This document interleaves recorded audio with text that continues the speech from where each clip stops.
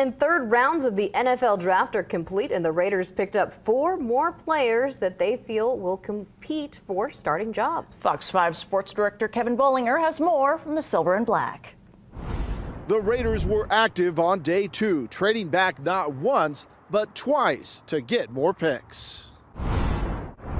I wouldn't have sat here yesterday and thought we could do that, but we were prepared to do it. And the way the board looked, it made sense to us. The value, I think, and you talked to a lot of people around the league, the value was in rounds 2 and 3. And for us to have as many, bolts to shoot into that one was something that we were after. Jack Bech, a big physical wide receiver, was the Raiders' first pick on Friday at 58th overall. The TCU product, who also played at LSU, is someone who can have an immediate impact on the offense.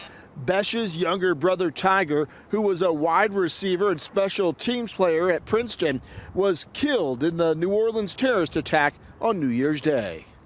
I don't even know if there are words to describe this feeling and the emotions that not only myself but my family are going through. Just surreal. It wasn't my dream only, it was my brother's dream too. And our dream came true tonight. With the 68th overall pick, the Raiders took Darian Porter, a corner out of Iowa State, filling another need.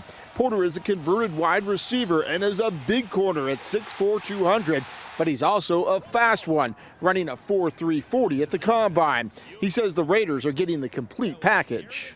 So obviously you get a great athlete and a physical specimen, but you get a guy that, works as hard as he can. He's had to work for everything. The Raiders had back-to-back picks late in the 3rd round and took 2 offensive linemen. With pick 98, they selected Texas Tech guard Caleb Rogers, and with the 99th pick, they took William and Mary tackle Charles Grant.